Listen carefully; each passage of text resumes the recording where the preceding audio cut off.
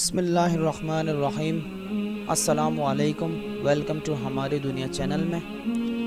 دوستوں، حدیث کا مفہوم ہے کہ رسول اللہ صلی اللہ علیہ وسلم نے فرمایا، بے شک اللہ تعالیٰ تمہاری صورتوں اور تمہارے مالوں کو نہیں دیکھتا، بلکہ تمہارے دلوں کو اور تمہارے اعمال کو دیکھتا ہے۔ یعنی اللہ تعالیٰ کے یہاں رضامندی کا فیصلہ تمہاری صورتوں اور تمہارے مالوں کی بنیاد پر نہیں ہوگا، بلکہ تمہارے دلوں اور اعمال کو دیکھ کر ہوگا کہ دل میں کتنا اخلاص تھا۔ کہتے ہیں کہ ایک عابد کو جو عرصہ دراز سے عبادت الہی میں مشغول تھا، لوگوں نے کہا کہ یہاں ایک قوم ہے جو ایک درخت کی عبادت کرتی ہے۔ عابد سن کر غضب میں آیا اور اس درخت کو کاٹنے پر تیار ہو گیا۔ اس کو ابلیس ایک شیخ کی صورت میں ملا اور پوچھا، کہاں جاتا ہے؟ عابد نے کہا، میں اس درخت کے کاٹنے کو جاتا ہوں جس کی لوگ عبادت کرتے ہیں۔ وہ کہنے لگا، تو فقیر آدمی ہے، تجھے ایسی کیا ضرورت پیش آئی کہ تو نے اپنی عبادت اور ذکر و فکر کو چھوڑا اور اس کام میں لگ پڑا؟ عابد بولا، یہ بھی میری عبادت ہے۔ ابلیس نے کہا کہ میں تجھے ہرگز درخت کاٹنے نہیں دوں گا۔ اس پر دونوں میں لڑائی شروع ہو گئی۔ عابد نے شیطان کو نیچے ڈال لیا اور سینے پر بیٹھ گیا۔ ابلیس نے کہا کہ مجھے چھوڑ دے، میں تیرے ساتھ ایک بات کرنی چاہتا ہوں۔ وہ ہٹ گیا تو شیطان نے کہا، اللہ تعالیٰ نے تم پر اس درخت کا کاٹنا فرض نہیں کیا اور تو خود اس کی پوجا نہیں کرتا، پھر تجھے کیا ضرورت ہے اس میں دخل دیتا ہے؟ کیا تو نبی ہے یا تجھے خدا نے حکم دیا ہے؟ اگر خدا کو اس درخت کا کاٹنا منظور ہے تو کسی اپنے نبی کو حکم بیچ کر کٹوا دے گا۔ عابد نے کہا، میں ضرور کاٹوں گا۔ پھر ان دونوں میں جنگ شروع ہو گئی۔ عابد اس پر غالب آ گیا، اس کو گرا کر اس کے سینے پر بیٹھ گیا۔ ابلیس عاجز آ گیا اور اس نے ایک اور تدبیر سوچی اور کہا کہ میں ایک ایسی بات بتاتا ہوں جو میرے اور تیرے درمیان فیصلہ کرنے والی ہے اور وہ تیرے لیے بہت بہتر اور نافع ہے۔ عابد نے کہا، وہ کیا ہے؟ اس نے کہا کہ مجھے چھوڑ دے، میں تجھے بتاؤں۔ اس نے چھوڑ دیا تو ابلیس نے بتایا کہ تو ایک فقیر آدمی ہے، تیرے پاس کوئی شے نہیں، لوگ تیرے نان و نفقہ کا خیال رکھتے ہیں۔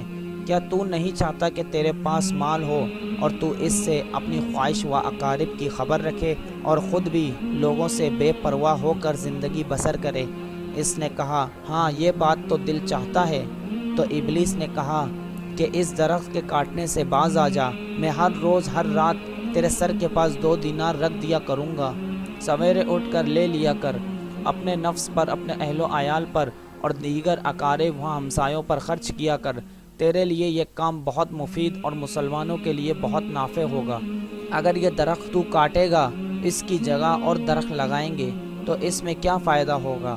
عابد نے تھوڑا تفکر کیا اور کہا، شیخ یعنی کہ ابلیس نے سچ کہا، میں کوئی نبی نہیں ہوں کہ اس کا کاٹنا مجھ پر لازم ہو، اور نہ مجھے حق سبحانہ نے اس کے کاٹنے کا امر فرمایا ہے۔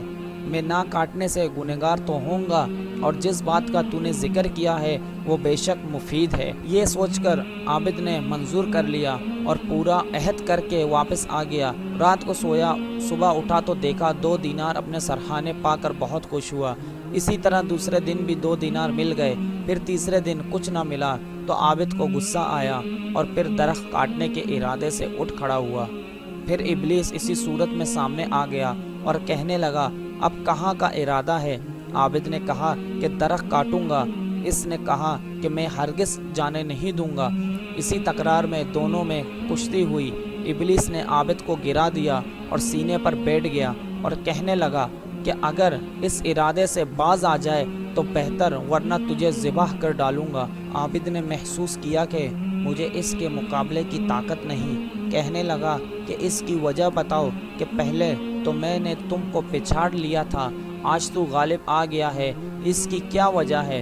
شیطان بولا کہ کل تو خالص خدا کے لیے درخت کاٹنے نکلا تھا، تیری نیت میں اخلاص تھا، لیکن آج تجھے دیناروں کے نہ ملنے کا غصہ ہے۔ آج تیرا ارادہ محض خدا کے لیے نہیں، اس لیے میں آج تجھ پر غالب آ گیا۔ تو معلوم ہوا کہ بندہ شیطان سے اخلاص کے سوا نہیں بچ سکتا۔